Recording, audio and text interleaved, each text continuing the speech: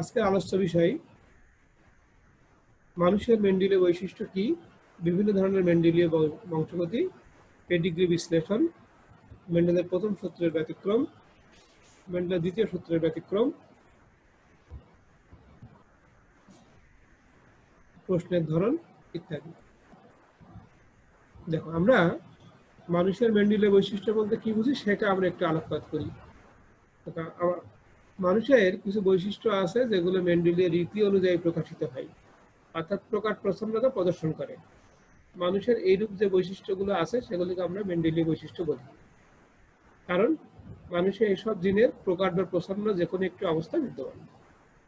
আমি একটু আলোকপাত করি। আমরা জানি ড্রসোফিলা বা মটরশুঁটি, মেন্ডেল মটরশুঁটি নিয়ে গবেষণা করেছেন। হ্যাঁ, এইগুলোর মধ্যে F1 অর্থাৎ প্রথম বংশ পিতামাতার থেকে যে প্রথম অপত্য আসে তার ভিতরে ক্রস করা হয়। ক্রস করার পরে আমরা F2 রেশিও পাই। কিন্তু মানুষ তো সৃষ্টির সেরা জীব। ধর্মীয় অনুশাসন সহ নানাবিধ কারণে মানুষের মধ্যে, ভাই বোনের মধ্যে সাধারণত বিবাহ হয় না, এবং এর ফলে F2 সহজে পাওয়া যায় না, মানে F2 নাই বললেই চলে। মানুষের মধ্যে মেন্ডেলীয় রীতিটা আসলে ভিন্নভাবে প্রকাশিত হয়। যেহেতু আমরা F2 পাই না অন্যান্য প্রাণীর নেই, এজন্য এখানে আমরা বংশাধিকার বিশ্লেষণ করে আমরা দেখি যে মেন্ডেলের বৈশিষ্ট্যের উত্তরাধিকার কিভাবে হয়েছে। অনেক বৈশিষ্ট্য আছে যেগুলো মেন্ডেলীয় বৈশিষ্ট্যের প্রকার প্রচ্ছন্নতা প্রদর্শন করে। যেহেতু মেন্ডেলীয় বৈশিষ্ট্যের প্রকার প্রচ্ছন্ন যখন হয় তখন আমরা জানি প্রকার এবং প্রচ্ছন্নের ফিনোটাইপিক অনুপাত 3:1 হয়, এবং মানুষের এই বৈশিষ্ট্যগুলো 3:1 হিসেবে প্রকাশিত হয়। এই জন্য পেডিগ্রি বিশ্লেষণের মাধ্যমে আমরা এটা দেখতে পারি যে বংশ পরম্পরায় কিভাবে এই মেন্ডেলীয় বৈশিষ্ট্যগুলো মানুষ থেকে এক বংশ থেকে আরেক বংশে সঞ্চারিত হয়, এবং এই বৈশিষ্ট্যগুলো আমরা সাধারণ নাম দিচ্ছি মানুষের সাধারণ মেন্ডেলীয় বৈশিষ্ট্য। এই বৈশিষ্ট্যগুলোর অধিকাংশ সরল প্রকৃতির। আমরা কতিপয় মেন্ডেলীয় বৈশিষ্ট্যের এখানে নাম লিখছি, যেমন 1 নম্বরে লিখছি অ্যালবিনিজম, বাদামি এবং নীল চক্ষু বর্ণ, এমএন রক্ত গ্রুপ, পিটিসি সাধারণতা, ত্বকের দাগ, ব্রাডিড্যাকটাইলি, মৃদুভার শিখর, গালের টোন ইত্যাদি। অ্যালবিনিজম আমরা জানি যে তার গায়ের রং লালচে ফ্যাকাশে বা সাদা সাদা ফ্যাকাশে টাইপের হয়। আমরা এটার বংশগতি পড়ব। মানুষের বাদামি চক্ষু এবং নীল চক্ষু বর্ণ থাকে। এমএন রক্ত গ্রুপ আমরা জানি। পিটিসি 7 বিশেষ ধরনের একটা পেপার, ফিনাইল থাইকার্বামাইড। এটা আমাদের জিহ্বায় দিলে কেউ কেউ টেস্ট পায়, কেউ কেউ টেস্ট পায় না। তারপর ত্বকের দাগ, ত্বকের স্পটিং, ব্রাডিড্যাকটাইলি, পলিড্যাকটাইলি, আঙুল ছোট হতে পারে, আঙুল বেশি থাকতে পারে। মৃদুভার শিকর আমরা জানি, কপালের উপরে চুলের চোরা থাকা, গালে টোল পড়া ইত্যাদি। এই বৈশিষ্ট্যগুলো দেখা যায় মেন্ডেলীয় রীতি অনুযায়ী এটা প্রকাশ পায়, এবং তাদের প্রকার প্রচ্ছন্নতা আমরা দেখতে পাই। আমরা একটা বৈশিষ্ট্যের আমরা একটু বংশগতি দেখি কিভাবে মেন্ডেলীয় বৈশিষ্ট্য বংশগতি হয়। আমি এখানে লিখছি অ্যালবিনিজমের বংশগতি। তোমরা স্ক্রিনে দেখতে পাচ্ছ, মানুষের ত্বক, চুল বা চোখে মেলানিন পিগমেন্ট থাকে না, ফলে ত্বকের রং ফ্যাকাশে বা লালচে সাদা হয়। প্রচ্ছন্ন অটোজোমাল জিনের কারণে এটি হয়। এর প্রকট অবস্থা স্বাভাবিক বর্ণের জন্য দায়ী। তাহলে আমরা এটা একটু বুঝলাম যে মানুষের ত্বক, চোখে বা চুলে যখন মেলানিন থাকে না তখন ত্বকের রং ফ্যাকাশে বা লালচে সাদা হয়। এই জাতীয় মানুষগুলো সাধারণত সানবার্ন যেটা বলি, রোদে গেলে পরে এরা টিকতে পারে না। হ্যাঁ, খুব রোদের প্রতি খুব সংবেদনশীল হয়। আমরা এই দ্বারা স্বাভাবিক আমাদের মেলানিন আছে, এটা প্রকট অবস্থা, আর অ্যালবিনিজম এটা প্রচ্ছন্ন অবস্থা। তাহলে আমাদের যাদের স্বাভাবিক মেলানিন তৈরি হয়, তারপর ধরে নিলাম যে স্বাভাবিক অবস্থা দায়ী একটা জিন, বড় হাতের ইয়ে ধরলাম আমি। আর একইভাবে যার এই বড় হাতের এ প্রকার জিন নাই, ঠিক প্রচ্ছন্ন জিন, সেটা মেলানিন তৈরি করে না, এবং আমরা বললাম অ্যালবিনোর জন্য দায়ী। আমি একটা ক্রস দেখিয়েছি, একজন পুরুষ মানুষ আমি লিখছি অ্যালবিনো, তার জিনোটাইপ লিখছি যেহেতু প্রচ্ছন্ন এ, এবং একজন স্ত্রী লিখছি যে হোমোজাইগাস, দেখো নর্মাল পিগমেন্টেশন, তার মেলানিন আছে। যেহেতু আমি বলেছিলাম যে সাধারণ অবস্থাটা প্রকট, দেখো প্রকট এবং প্রচ্ছন্নের ক্রিয়ায় আমরা F1 দেখলাম যে সবগুলো অপত্য সাধারণ হলো, কিন্তু তাদের প্রত্যেকের অ্যালবিনো কি জিন তারা ধারণ করে, অর্থাৎ প্রচ্ছন্ন জিন ধারণ করে, হেটেরোজাইগাস অবস্থায় থাকে। আমি আরেকটা ক্রস দেখিয়েছি হেটেরোজাইগাস অবস্থা নিয়ে। সেক্ষেত্রে আমরা দেখলাম যে যদি কোনো মাতা পিতা হেটেরোজাইগাস হয়, তো তাদের সন্তানের মধ্যে আমরা দেখলাম যে একটি বিশুদ্ধ পিগমেন্টেশন আছে, আর দুইটি হচ্ছে হেটেরোজাইগাস, এবং চতুর্থ নম্বর আমরা দেখলাম অ্যালবিনো, অর্থাৎ এখানে 3:1 এ প্রকাশ পায়। তাহলে অ্যালবিনো একটা প্রচন্ড জিনের কারণে হয়, এটা আমরা বললাম, এবং তাদের বংশগত দেখলাম। তাহলে আমাদের স্বাভাবিক পিগমেন্টেশন যাদের আছে তাদের একটি প্রকার জিন আছে, কারণ আমরা জানি প্রকার জিনের দুইটা রূপ থাকে, হোমোজাইগাস প্রকার, হেটেরোজাইগাস প্রকার। উভয়ই কিন্তু নর্মাল হয়, কিন্তু হেটেরোজাইগাস ওই মেলানিন উৎপন্নকারী এবং মেলানিন উৎপন্ন করে না প্রচন্ড জিনটাও কি তারা ধারণ করে। এরকম অন্যান্য যেমন নীল চোখ, বাদামি চোখ, পলিডেকটাইলি, গ্রাডিডেকটাইলি, গালের টোন, বিধবা শিকড়, সবগুলোর বংশগতি কিন্তু আমরা এভাবে করতে পারবো। এবং গতবার তোমাদের এখান থেকে প্রশ্ন হয়ে এসছে বলে আমরা এটা জাস্ট তোমাদেরকে ধারণা দিলাম যে অ্যালবিনিজমের কি এবং এই জাতীয় মেন্ডেলীয় বৈশিষ্ট্যের বংশগতি কেমন হয়।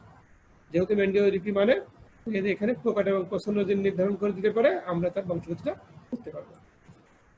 এখন আসো পেডিগ্রি বিশ্লেষণ। এইটা নিয়ে আমরা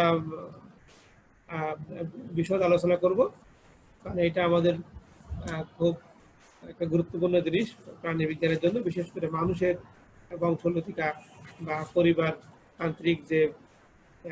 পরিবারতান্ত্রিক যে ইতিহাস সেগুলো আমরা তুলে ধরবো। যেহেতু আমরা আগেই বলেছি মানুষের F2 সম্ভব নয়, প্রায় সম্ভব নয়। আচ্ছা, তাহলে পেডিগ্রিটা কি? আমি কয়েকটা বংশের চিত্র আমি কিছু প্রতীকের মাধ্যমে উপস্থাপন করব। এক কথায় আমরা বলতে পারি সুবিন্যস্ত ডায়াগ্রামের মাধ্যমে যুথবদ্ধ পরিবারের বংশানুক্রমিক জেনেটিক ইতিহাস। আমি আবারও বলি যে সুবিন্যস্ত ডায়াগ্রামের মাধ্যমে উপস্থাপিত যুথবদ্ধ পরিবারের বংশানুক্রমিক জেনেটিক ইতিহাস, তাকে আমরা এক কথায় পেডিগ্রি বলি। কি বলি? পেডিগ্রি বলি। এই পেডিগ্রি আমরা কয়েকটা বংশ আমাদেরকে ইতিহাস জানতে হবে, এবং তারপরে পেডিগ্রিটা আমরা বিশ্লেষণ করব।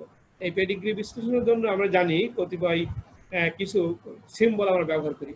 যেমন এখানে আমি কারসার স্ক্রিনে দেখো একটা বর্গাকার ঘর আছে, কিন্তু ভিতরটা পুরাটাই ফাঁকা, কোনো কালার করা নেই, সাদা। এরকম বর্গাকার যদি ঘর থাকে এটা দিয়ে মেল বোঝানো হয়, অর্থাৎ পুরুষ মানুষ। যদি ভিতরে কোনো কিছু নাই, সাদা আকারে আছে, কোনো কিছুই নাই, তাকে একে বলা হয় সাধারণ, আনএফেক্টেড, অনাক্রান্ত পুরুষ। ঠিক একটা বৃত্ত দিয়ে আমি দেখো তার ভিতরে ফাঁকা রাখছি, এটাকে আমি অনাক্রান্ত ফিমেল বুঝিয়েছি। তাহলে অনাক্রান্ত বোঝাতে আমরা বর্গাকার এবং গোলাকার বা বৃত্তাকার আমরা সিম্বল ব্যবহার করি, বর্গাকারটা পুরুষের ক্ষেত্রে এবং গোলাকারটা স্ত্রীর ক্ষেত্রে। এখন দেখো যদি যারা মারা গেছে সেরকম বোঝানোর জন্য আমরা এই বর্গাকার ঘরকে কেটে দিই বা গোলাকার ঘরকে কেটে দিচ্ছি, এগুলিকে বলা হয় মৃত মানুষ, যে এইভাবে তারা মারা গেছে। এরপরে দেখো বিশেষ একটা চিহ্ন দিয়ে আছে, এই চিহ্নটার অর্থ হচ্ছে একেবারে প্রোপোজিটাস। যখন কোনো ডিজিজ বা কোনো লক্ষণ বা বিশেষ বৈশিষ্ট্য যেখান থেকে আমরা শনাক্ত করি, জিনতত্ত্ববিদগণ একটা বংশ ইতিহাস যখন তারা দেখলো সেখানে যে ব্যক্তি থেকে এই বিশেষ লক্ষণটি প্রকাশ পায় তাকে এরকম অ্যারো চিহ্ন দিয়ে বোঝানো হয়, এবং তাকে বলা হয় প্রোপোজিটাস। এখন দেখো বর্গাকার ঘর, সেটা পুরো আমরা দেখলাম যে কালার করে দেওয়া আছে, তাকে বলা হয় অ্যাফেক্টেড মেল, আক্রান্ত পুরুষ। একইভাবে যদি সেটা আমরা বৃত্তাকারটা যদি আমরা ভরাট করে দিই, সেটা হবে অ্যাফেক্টেড ফিমেল। এখন দেখো আমরা জানি যে সেক্স লিঙ্ক, এক্স লিঙ্কগুলো সাধারণত স্ত্রী লোক দ্বারা বাহিত হয়, কারণ স্ত্রীদের দুটো এক্স ক্রোমোজোম থাকে। যদি কোনো স্ত্রী ক্যারিয়ার বা বাহক হয়, সেক্ষেত্রে আমরা একটা বৃত্তাকার ঘরের মাঝে আর একটা কালো বৃত্ত দিছি, এটাকে আমরা বলি ক্যারিয়ার। যদি আমরা লিঙ্গ নির্ধারণ না করতে পারি, সেক্ষেত্রে রম্বস টাইপের দেখো আমরা একটা সিম্বল ব্যবহার করছি, কে বলা হয় সেক্স আনস্পেসিফাইড। দেখো যদি অ্যাবর্শন হয় বা গর্ভপাত হয় বা স্টিল বাদ, দেখো সেগুলোর জন্য এরকম একটা চিহ্ন ব্যবহার করি আমরা। এখন দেখো বিয়ে দিয়ে একটা বিষয়, দেখো আমি এই বর্গাকার যেটা আছে এটাকে মেল এবং এটাকে ফিমেল বোঝালাম, এদের মাঝে একটা আনুভূমিক সরল রেখা যেটা দিচ্ছি এটাকে বলা হয় বিয়ে দেয়া। দুটোর মধ্যে ক্রস করবো, বিবাহ হবে।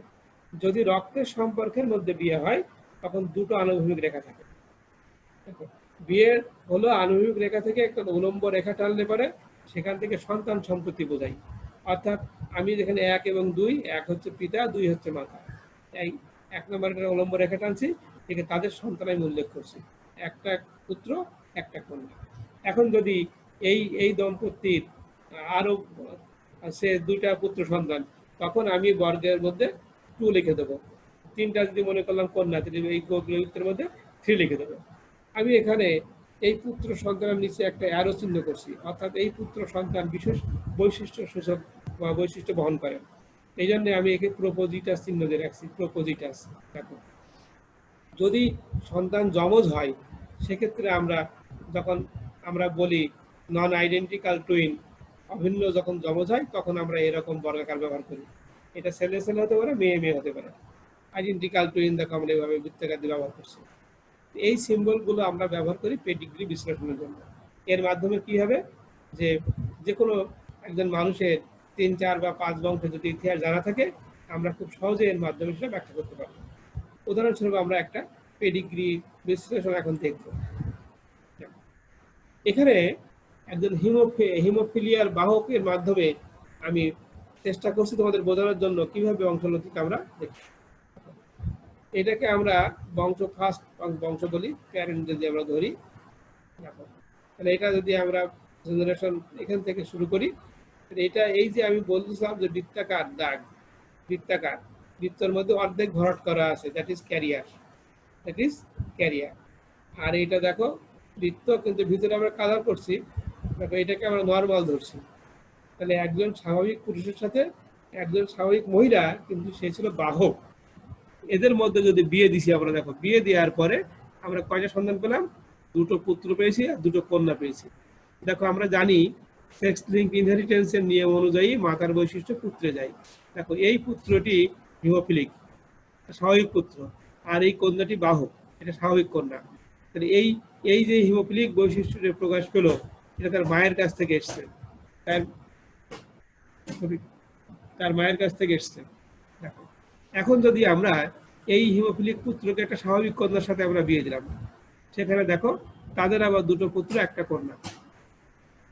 এই একটা কন্যা দেখো আবার ক্যারিয়ার, এ কোথা থেকে পেল? তার বাবার কাছ থেকে বৈশিষ্ট্য পেয়েছে। দেখো এরপরে দেখো আমরা এই ক্যারিয়ার মেয়েকে আবার বিয়ে দিছি স্বাভাবিক একটা ছেলের সাথে। দেখো তাদের 3টা সন্তান ছিল, 2টো কন্যা একটা পুত্র, এখানে আমরা দেখিয়েছি।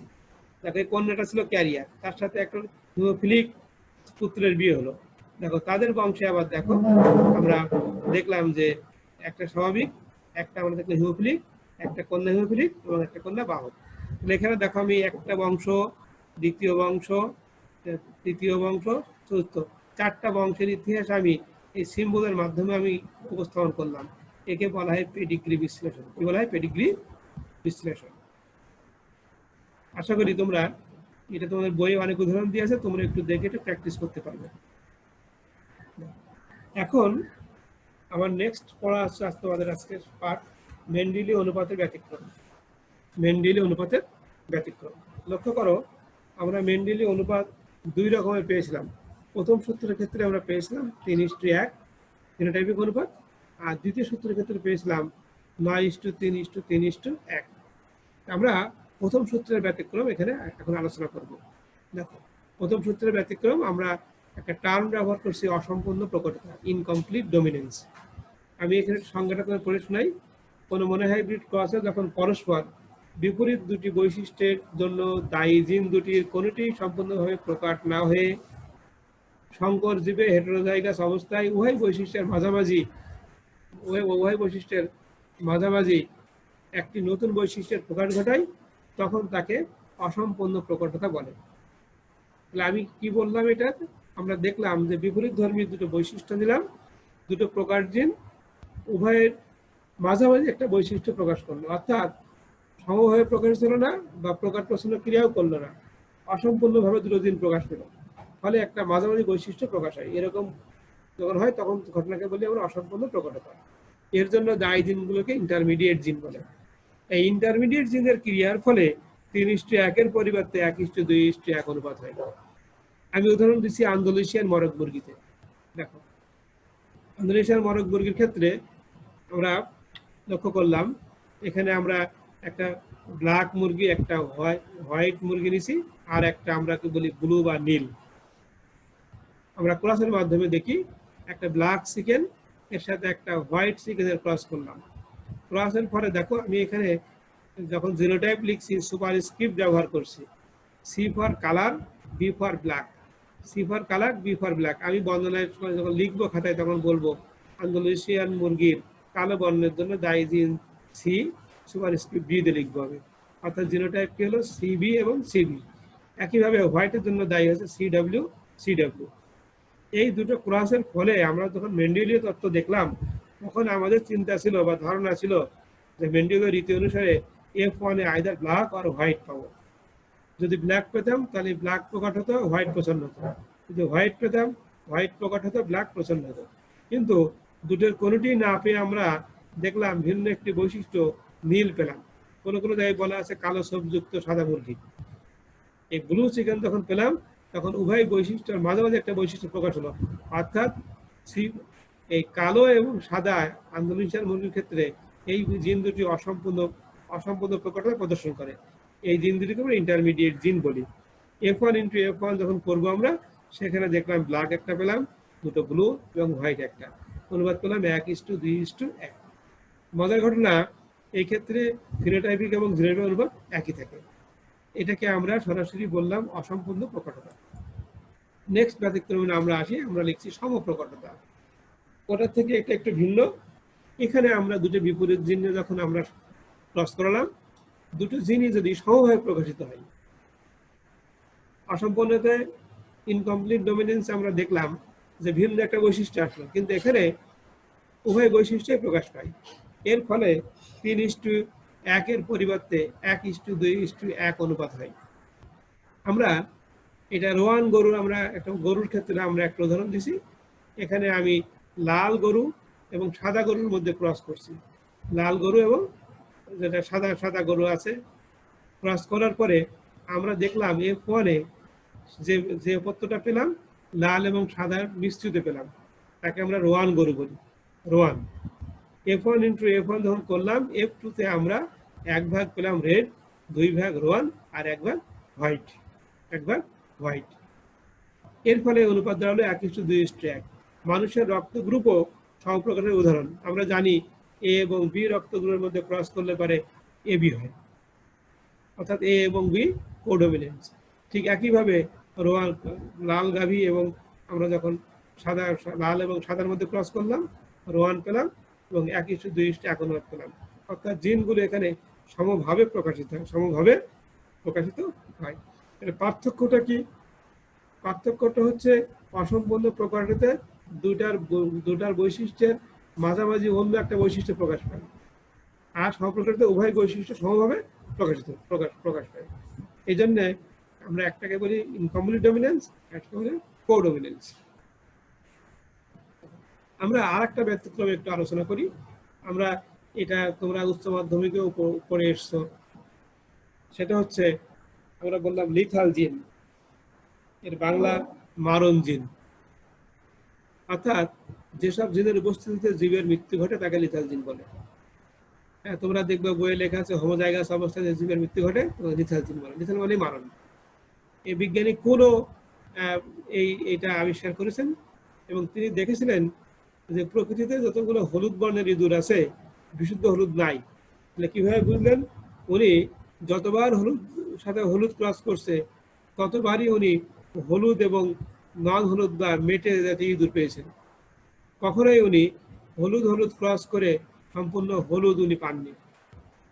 আমি আবার বলি, উনি যখন ক্রস করে দেখলেন সবসময় হলুদের সাথে হলুদ ক্রস করলে পারে অলওয়েজ উনি যখন ক্রস করছেন তখন হলুদ এবং নন হলুদ বংশধর পেয়েছেন, কখনোই শুধুমাত্র হলুদ পাননি।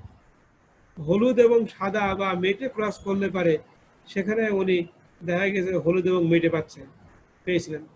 এ থেকে উনি একটা সিদ্ধান্তে আসলেন যে নিশ্চয়ই প্রকৃতিতে বিশুদ্ধ হলুদ ইঁদুর নাই।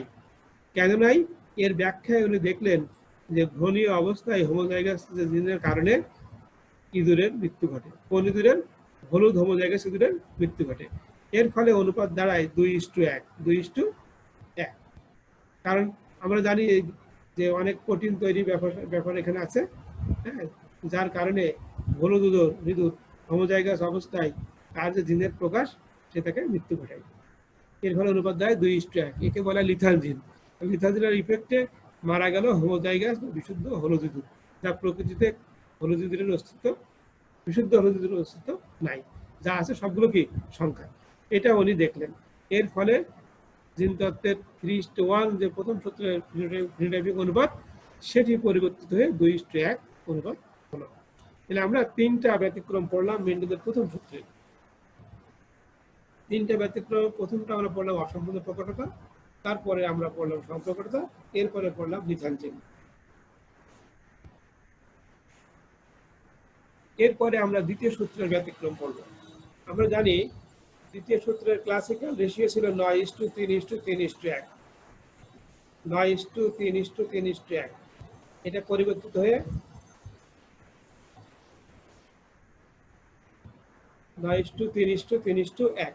এটা পরিবর্তিত হয়ে 13:3, 9:7, 15:1, 9:6:1 ইত্যাদি রূপে প্রকাশিত হয়।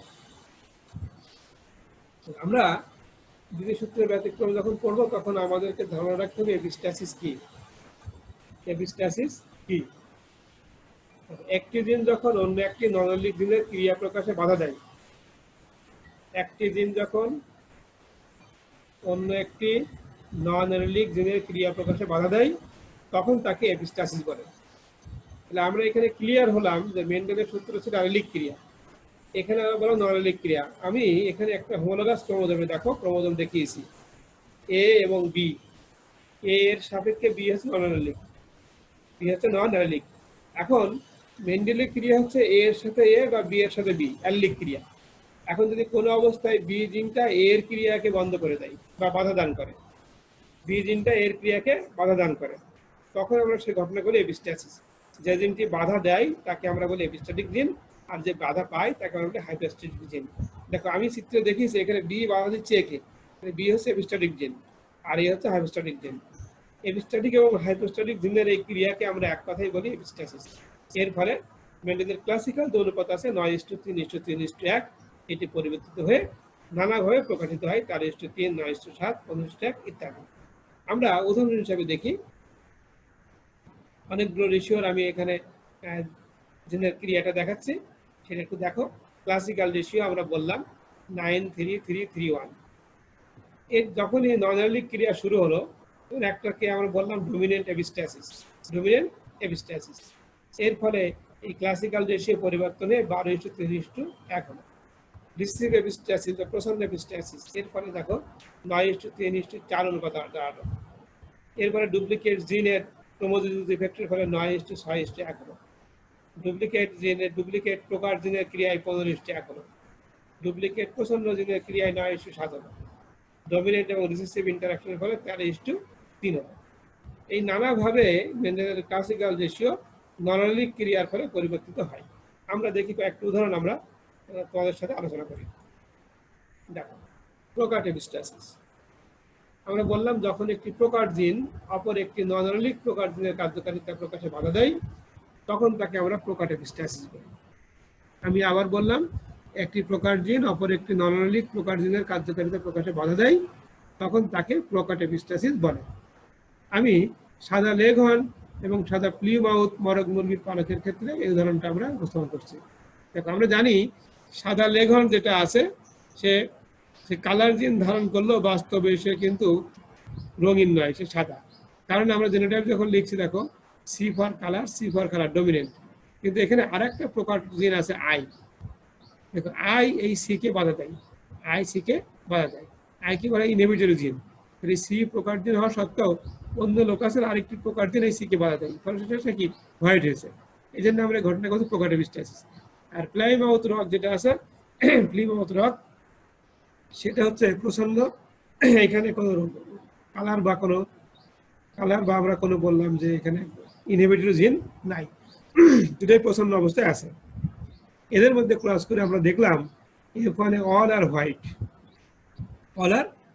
কারণ এখানে প্রকার জিন প্রকার জিন সি থাকলেও প্রকার ইনহিবিটরি জিন আই সি এর ক্রিয়াকে বাধা দেয়, ফলে কালার প্রকাশিত পায় না, ফলে এটা হোয়াইট হয়েছে, সাদা বর্ণে প্রকাশ পায়। আমরা যখন F1 ইন্টু F1 করলাম তখন দেখলাম যে এটা 13:3 অনুপাতে প্রকাশিত হলো। তাহলে এখানে ব্যাখ্যাটা কি হলো, যেখানে যেখানে একটা ক্যাপিটাল আই আছে, দ্যাট ইজ ইনহিবিটরি প্রকার জিন আছে, সে তার আর অপর প্রকার জিনের ক্রিয়াকে দমিত করে বা বাধা দেয়, ফলে সেগুলো সবগুলো হয়েছে সাদা। এখানে 13টা ঘরে আমরা দেখছি ক্যাপিটাল আই আছে, সেখানে কালার জিন থাকা সত্ত্বেও সেখানে কোনো বর্ণ প্রকাশ পায়নি, বর্ণ প্রকাশ পায়নি। এখন দেখো 3টা ঘর আছে, যে 3টা ঘরে ইনহিবিটরি জিন নাই কিন্তু কালার জিন আছে প্রকট অবস্থায়, আমি কারসার রাখছি কালার, কালার আর কালার, এই 3টা আমরা দেখলাম এখানে বড় হাতের আই নাই, ফলে সে বড় হাতের সিটা প্রকাশ পেয়েছে, কারণ ছোট হাতের আয়ের এই প্রচন্ড ইনহিবিটরি জিনের বাধা দানকারী ভূমিকা নাই, শুধুমাত্র প্রকট অবস্থায় আছে। যেহেতু একটা প্রকার জিন আর একটা প্রকার জিনের ক্রিয়াকে বাধা দিল, ভিন্ন লোকাসের বা নন অ্যালিলিক জিনকে বাধা দিল, আমরা এই ঘটনার নাম বললাম প্রকার এপিস্টাসিস। এর ফলে মেন্ডেলের ক্লাসিক্যাল রেশিও 9:3:3:1 পরিবর্তিত হয়ে 13:3 হিসেবে প্রকাশ পায়। আমরা আরো একটা ব্যতিক্রম এখানে আমরা আলোচনা করছি, তোমরা একটু লক্ষ্য করো, পরিপূরক জিনের ক্রিয়া। পরিপূরক জিনের ক্রিয়া আমি বললাম ভিন্ন ভিন্ন লোকাসে অবস্থিত দুটি ভিন্ন ধরনের প্রকার জিনের পারস্পরিক ক্রিয়ায় নতুন বৈশিষ্ট্যের প্রকাশ ঘটলে জিন দুটিকে পরিপূরক জিন বলে। তাহলে আমি একটু ব্যাখ্যা করি, দুটো ভিন্ন লোকাসে দুটি ভিন্ন ধরনের জিন আছে, এই দুটো জিনের ক্রিয়ায় নতুন বৈশিষ্ট্য প্রকাশ পায়, আমরা এই জিন দুটিকে পরিপূরক জিন বলছি। আর একটা টার্ম আমি ব্যবহার করছি দ্বৈত প্রচ্ছন্ন এপিস্টাসিস। যখন দুটো ভিন্ন ভিন্ন লোকাসে অবস্থিত দুটি প্রচ্ছন্ন অ্যালিল একে অপরের প্রকারধর্মী অ্যালিলের নির্দিষ্ট বৈশিষ্ট্য প্রকাশে বাধা দেয়, তখন তাকে দ্বৈত প্রচ্ছন্ন এপিস্টাসিস বলে। আমরা একটা উদাহরণের সাহায্যে এই দুটো জিনিক প্রপঞ্চ আমরা ব্যাখ্যা করব, একটা পরিপূরক জিন আর একটা দ্বৈত প্রচ্ছন্ন এপিস্টাসিস। এই উদাহরণটা আমাদের ব্যক্তি বা সমাজ জীবনে খুব প্রয়োজন। আমরা এখানে ব্যবহার করছি মানুষের মুখ বধিরতা। আমরা জানি যারা জন্মগতভাবে কথা বলতে পারে না, কানও শুনতে পারে না, এই ধরনের আমরা মানুষকে মুখ বধির বলি। তাহলে আমরা যারা স্বাভাবিক বাক শ্রবণক্ষম, তাদের জন্য দুইটা প্রকার জিন দায়ী, এ এবং বি। আমি লিখছি ওখানে, দেখো তোমরা স্ক্রিনে, এই দুইটা প্রকার জিন বড় হাতের এ এবং বড় হাতের বি যখন একসাথে থাকে তখন আমরা স্বাভাবিক বাক শ্রবণক্ষম হই। এদের প্রচ্ছন্ন অ্যালিলে আমরা লিখছি এ এবং বিবি, দ্বৈত প্রচ্ছন্ন অবস্থায় এদের প্রকার অ্যালিলকে বাধা দেয়। অর্থাৎ যখন প্রচ্ছন্ন দ্বৈত প্রচ্ছন্ন এদের প্রকার অ্যালিলের প্রচ্ছন্ন অ্যালিল যখন দুটো থাকে, পরস্পর বিপরীত প্রকার অ্যালিলকে বাধা দেয়, এই জন্য দ্বৈত প্রচ্ছন্ন এপিস্টাসিস বলি আমরা। এর ফলে আমরা 9:7 অনুপাত সৃষ্টি হয়। আমরা এটা ক্রসের মাধ্যমে দেখি। আমরা এখানে দেখো মুখ বধির এবং মুখ বধির স্বামী স্ত্রীর মধ্যে ক্রস করেছি, যেটা আমি লিখছি দেখো স্মল এ এবং capital Bibi, capital a small বিবি। আমরা আগে বলেছিলাম এ ক্যাপিটাল এ এবং ক্যাপিটাল বি হচ্ছে পরিপূরক জিন, দুটো একসাথে থাকলে পরে একটা বৈশিষ্ট্য প্রকাশ পায়। যেহেতু আমরা দেখলাম যে মাতা এবং পূজাতে যে কোনো একটা পরিপূরক জিনের একটা আছে, আইদার ক্যাপিটাল বি আর আইদার ক্যাপিটাল এ, সেক্ষেত্রে মা এবং বাবা হয়েছিল মুখ বধির। F1-এ আমরা দেখলাম মা এবং বাবা হতে পরিপূরক জিন দুটো সন্তানের মধ্যে সঞ্চালিত হয়েছে, ক্যাপিটাল এ এবং ক্যাপিটাল বি, ফলে ওই সন্তান ছিল স্বাভাবিক বাক শ্রবণ করে। F1 ইন্টু F1 আমরা যখন ক্রস করলাম তখন আমরা দেখলাম যেখানে যেখানে একটা কমপক্ষ ক্যাপিটাল এ এবং ক্যাপিটাল বি পরিপূরক প্রকার জিন দুটো আছে, তারা স্বাভাবিক। এরকম 9টা ঘরে আমরা পেলাম যারা স্বাভাবিক বাক শ্রবণ করে। কিন্তু বাকি 7টায় আমরা দেখলাম পরিপূরক জিনের যে কোনো একটি উপস্থিত, আইদার ক্যাপিটাল এ আর আইদার ক্যাপিটাল বি। একেবারে 16 নম্বর ঘর যেটা আছে সেখানে পরিপূরক জিন প্রকার জিনের কোনটি নাই, ফলে এটা পছন্দ ক্রিয়ায় এটা এমনিতেই কি সেটা মুখ বধির।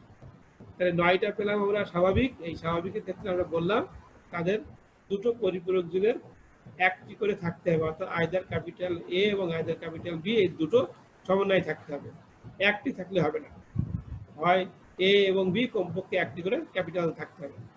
আর যেখানে বললাম যে 7টি ঘর তারা মুখ বধির, এই 7টি ঘরের 6টি একটি পরিপূরক জিন হয় শুধু এ আছে ক্যাপিটাল, নাহলে বি আছে, উভয়টি নাই। 16 নম্বর ঘরে কানে শোনার জন্য বা কথা বলার জন্য কোনো প্রকার জিন নাই। এখন আমরা পরিপূরক জিনের ক্রিয়া এখানে বুঝলাম, এ এর পরিপূরক বি। দ্বৈত প্রসন্ন এপিস্টাসিস কি? স্বভাবতই আমরা লক্ষ্য করছি যে এখানে ক্যাপিটাল বি আছে, আমি কারসার রাখছি, দেখো তোমরা ক্যাপিটাল বি আছে। তাহলে ক্যাপিটাল বি তো শুনতে কথা, যেহেতু সে কানে শোনার জন্য দায়ী বা মুখ বধিরতাকে স্বাভাবিক অবস্থায় নিয়ে আসে, এদের ক্রিয়াকে কে বাধা দিল? দেখো আমরা বলেছিলাম যে পরস্পরের বিপরীত অ্যালিলকে দ্বৈত প্রসন্ন অবস্থায় বাধা দান করে। এখানে দেখো দুটো এ আছে, স্মল এ, প্রসন্ন জিন।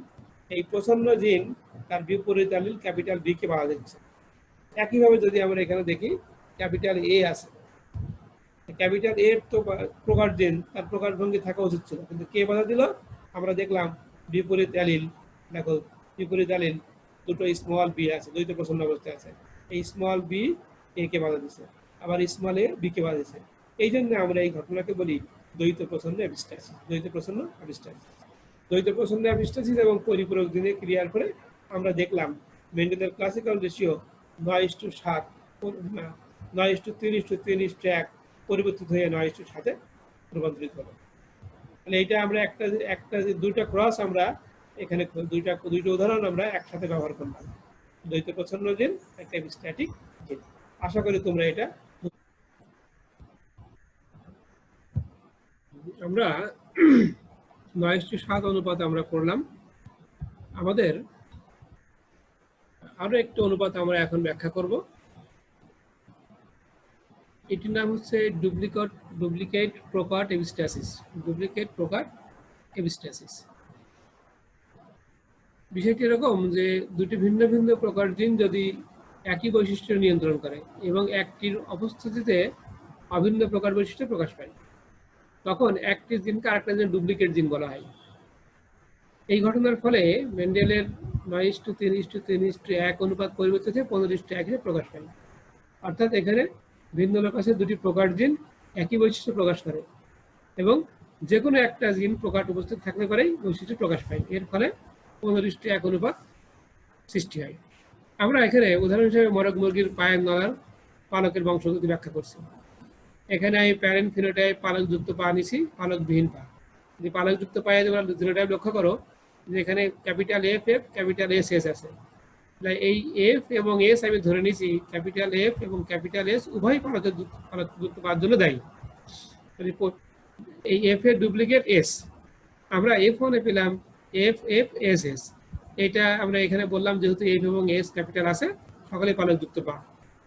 এখন F2 থেকে আমরা যেটা দেখলাম, F2 থেকে আমরা দেখলাম যেটা, সেটা হচ্ছে এখানে শুধুমাত্র 16 নম্বর ঘরে কোনো ক্যাপিটাল এফ বা ক্যাপিটাল এস নাই, অর্থাৎ পরিপূরক প্রকার জিন একটাও নাই।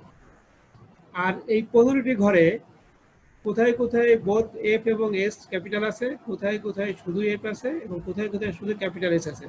অর্থাৎ পরিপূরক জিনের একটি থাকলেই পালকযুক্ত পা হয়েছে। এই 15টি ঘর হচ্ছে পালকযুক্ত পা, একটি হচ্ছে পালকবিহীন পা। এই ঘটনাকে আমরা বলি ডুপ্লিকেট প্রকাট এপিস্ট্যাসিস। এর ফলে আমরা দেখি মরগ মুরগির পায়ের নলায় যে পালকের বংশগতি 15:1 হিসাবে প্রকাশিত হয়। আমরা নেক্সট আর একটা বংশগতি আমরা পড়ি, সেটার নাম হচ্ছে মরগ মুরগি ঝুঁটির বংশগতি। তোমরা লক্ষ্য করো, আমি এটাকে বলছি মাল্টিফ্যাক্টরিয়াল ইনহেরিটেন্স। জিনতত্ত্বের ভাষায় মাল্টিফ্যাক্টরিয়াল ইনহেরিটেন্স কোনো বৈশিষ্ট্য মাল্টিপল জিন সহ 2 বা ততোধিক ফ্যাক্টরের পরস্পরের মিথস্ক্রিয়া দ্বারা নির্ধারিত হলে তাকে মাল্টিপল ফ্যাক্টর বৈশিষ্ট্য বলে।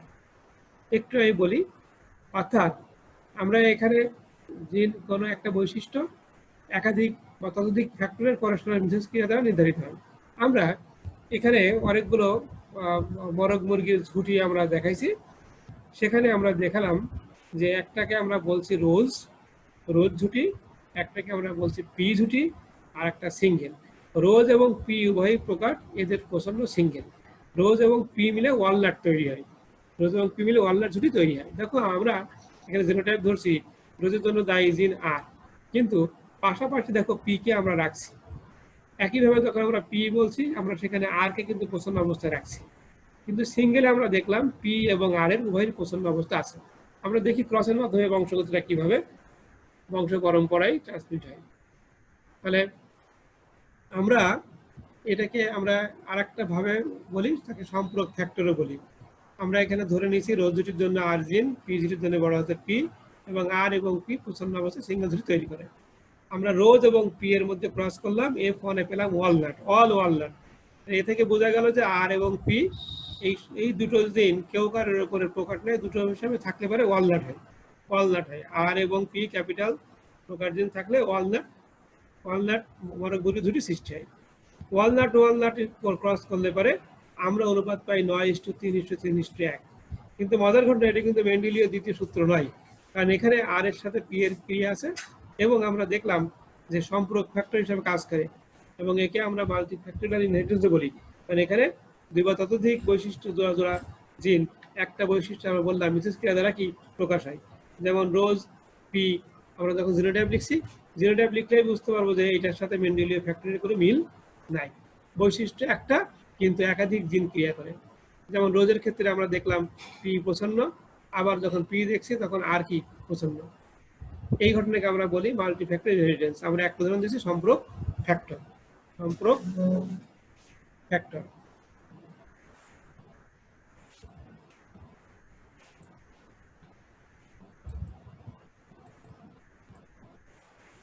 সম্পূরক ফ্যাক্টর। এরপরে আমরা আজকে এখানে যেটা পড়লাম,